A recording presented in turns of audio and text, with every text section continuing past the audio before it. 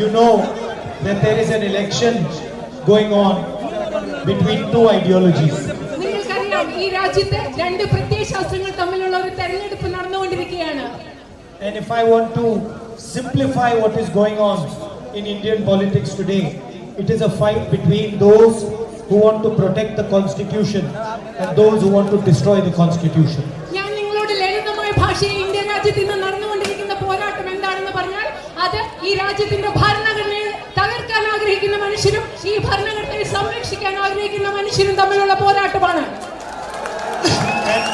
And the constitution is the document that protects the rights of all Indians regardless of the language they speak, the community they are from, the religion they practice, the state they are from. Everybody is the same in the eyes of the constitution. ഈ രാജ്യത്തെ ഭരണഘടന എന്ന് പറയുന്നത് ഈ രാജ്യത്തെ എല്ലാ മനുഷ്യരുടെയും അവകാശങ്ങളെ സംരക്ഷിക്കുന്നതാണ്.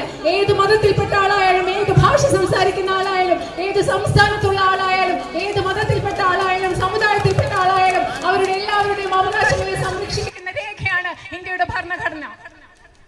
You understand very well that the BJP is attempting to capture all the institutions of our country. ഈ രാജ്യത്തിലെ എല്ലാ സ്ഥാപനങ്ങളെയും ഭരണഘടനാ സ്ഥാപനങ്ങളെയും കടന്നാക്രമിച്ച് അവയെ കൈക്കലാക്കാനാണ് BJP ശ്രമിക്കുന്നതെന്ന് നിങ്ങൾക്ക് എല്ലാവർക്കും കൃത്യമായി മനസ്സിലാകുന്നുണ്ട്. One by one, whether it is the judiciary, whether it is the election commission, whether it is the CBI, ED, income tax department, whether it is the high bureaucracy, the RSS is infiltrating their people into these systems. ഇത് നമ്മുടെ രാജ്യത്തെ CBI ആകട്ടെ, judiciary ആകട്ടെ, enforcement directorate ആകട്ടെ, election commission ആകട്ടെ, രാജ്യത്തെ ഉദ്യോഗസ്ഥ വൃന്ദമാകട്ടെ, എല്ലായിടത്തും RSS അവരുടെ ആൾക്കാരെ ഈ സ്ഥാപനങ്ങളിലെല്ലാം നുഴഞ്ഞു കയറ്റം നടത്തിക്കൊണ്ടിരിക്കുകയാണ്.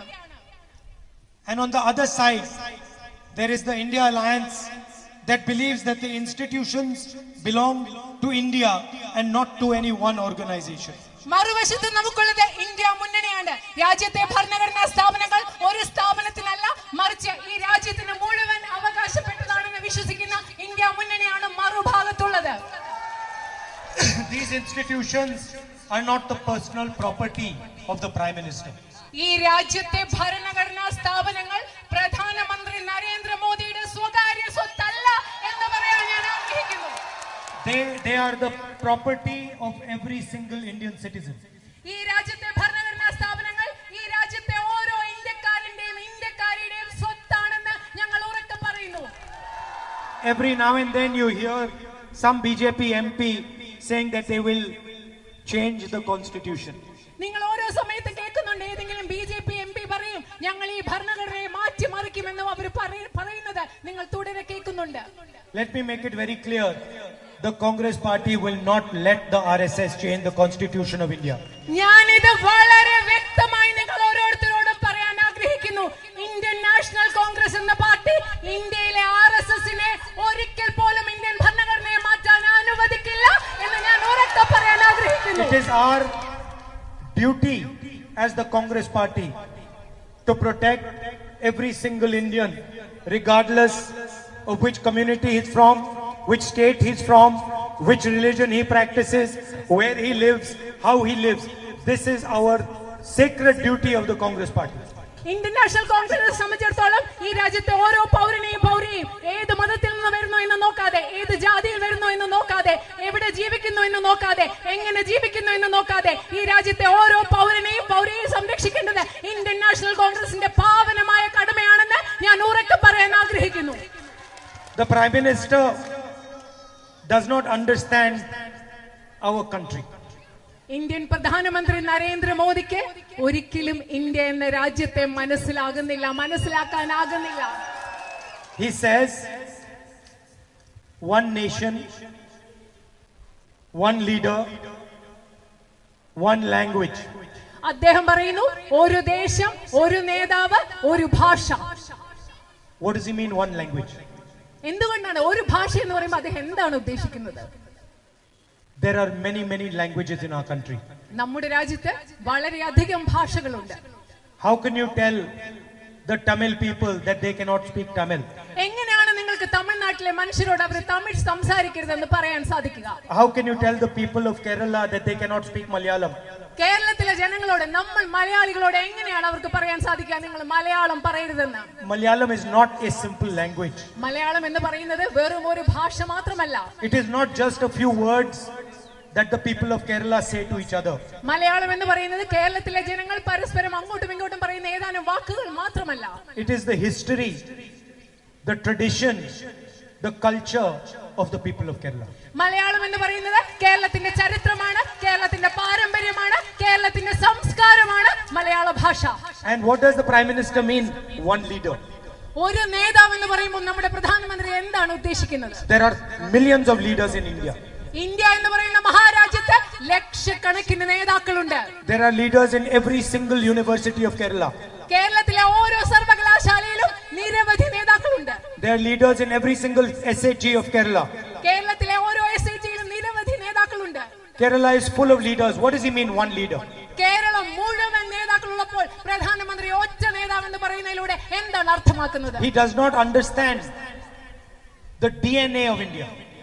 ഇന്ത്യൻ പ്രധാനമന്ത്രി നരേന്ദ്രമോദി അദ്ദേഹത്തിന് ഇന്ത്യ രാജ്യത്തിന്റെ DNA എന്തെന്ന് ഇതുവരെ മനസ്സിലാക്കാനാക്കിയിട്ടില്ല. India is like a bouquet of flowers. India എന്ന് പറയുന്നത് അനേകം പൂക്കളുടെ ഒരു ബൊക്കെ പോലെയാണ്.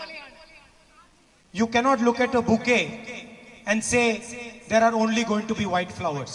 ഒരു അനേകം പൂക്കളുള്ള ഒരു ബൊക്കയിൽ നോക്കി നിങ്ങൾക്ക് പറയാൻ സാധിക്കില്ല ഒരു കളറിലുള്ള വെള്ള നിറത്തിലുള്ള പൂക്കൾ മാത്രമേ ആ ബൊക്കയിൽ ഉണ്ടാകൂ എന്ന് നമുക്ക് പറയാൻ സാധിക്കില്ല. Each flower gives unique character to the bouquet. ആ ബൊക്കയിലുള്ള ഓരോ പൂവും ആ ബൊക്കയ്ക്ക് അതിന് സവിശേഷമായ സ്വഭാവവും വ്യക്തിത്വവും നൽകുന്നു. Each flower has a different smell. ഓരോ പൂവിനും വ്യത്യസ്തമായ ഒരു ഗന്ധമുണ്ട്. Each flower has a different color. ഓരോ പൂവിനും വ്യത്യസ്തമായ ഒരു നിറമുണ്ട്. In the same way, all our people have a different religion, have a different state, have a different language, have a different tradition. അതുപോലെ തന്നെ നമ്മുടെ രാജ്യത്തെ എല്ലാ മനുഷ്യർക്കും വ്യത്യസ്തമായ ഭാഷയുണ്ട്, വ്യത്യസ്തമായ മതമുണ്ട്, വ്യത്യസ്തമായ സംസ്ഥാനങ്ങളിൽ നിന്നാണ് അവർ വരുന്നത്, വ്യത്യസ്തമായ പാരമ്പര്യങ്ങൾ അവർക്കുണ്ട്. And that is exactly our strength. അതാണ് ഈ രാജ്യത്തെ ഈ പറയുന്ന വ്യത്യാസമാണ് യഥാർത്ഥത്തിൽ നമ്മുടെ ശക്തി എന്ന് പറയുന്നത്. I am proud that the people of Kerala have their own language. ഈ കേരളത്തിലെ ജനങ്ങൾക്ക് മലയാളം എന്ന് പറയുന്ന നിങ്ങളുടെ സ്വന്തമായ ഭാഷയുള്ളതിൽ എനിക്ക് അഭിമാനമുണ്ട്. I listen to the history of Kerala and the tradition of Kerala with humility. ഞാൻ കേരളത്തിന്റെ പാരമ്പര്യത്തെക്കുറിച്ചും കേരളത്തിന്റെ ചരിത്രത്തെക്കുറിച്ചും വിനയത്തോടു കൂടിയാണ് കേൾക്കുന്നത്. I would never come to Kerala and say there should be only one language in India or one tradition in India or one religion in India. ഞാൻ ഒരിക്കലും കേരളത്തിൽ വന്ന് നിങ്ങളോട് പറയില്ല ഇന്ത്യയിൽ ഒരു ഭാഷ മാത്രമേ ഉണ്ടാകാൻ പാടുള്ളൂ, കേരളത്തിൽ ഇന്ത്യയിൽ ഒരു ചരിത്രം മാത്രമേ ഉണ്ടാകാൻ പാടുള്ളൂ, കേരളത്തിൽ ഒരു സംസ്കാരവും പാരമ്പര്യവും മാത്രമേ ഇന്ത്യയിൽ ഉണ്ടാകാൻ പാടുള്ളൂ എന്ന് ഞാൻ ഒരിക്കലും കേരളത്തിൽ വന്ന് നിങ്ങളോട് പറയില്ല. And it is important that every single flower is protected in the bouquet. ഈ ബൊക്കയിൽ ഞാൻ നേരത്തെ പറഞ്ഞതുപോലെ ഈ ബൊക്കയിലെ ഓരോ പുഷ്പവും സംരക്ഷിക്കപ്പെടേണ്ടത് അത്യാവശ്യമാണ്. And that is our commitment to you, that not a single person, regardless of his religion, regardless of his community, regardless of the language he speaks, regardless of where he lives, is going to be harmed by the RSS and the BJP.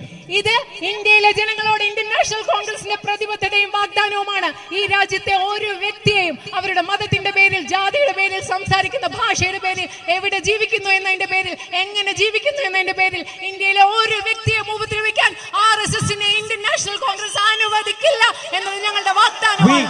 We are not going to allow an India where people are scared to practice their religion, speak their language, believe in their tradition. ഞങ്ങൾ ഒരിക്കലും ഇന്ത്യയിൽ മനുഷ്യർ അവരുടെ മതം practice ചെയ്യുന്നതിന്, അവരുടെ മതവിശ്വാസം അനുസരിച്ച് ജീവിക്കുന്നതിന്, അവരുടെ ഭാഷ സംസാരിക്കുന്നതിന് ഇന്ത്യയിലെ ജനങ്ങൾ ഭയപ്പെടുന്ന ഒരു സാഹചര്യം ഞങ്ങൾ ഒരിക്കലും അനുവദിക്കില്ല എന്ന് ഞങ്ങൾ ഉറപ്പു നൽകുന്നു. Thank you. നന്ദി. Thank you.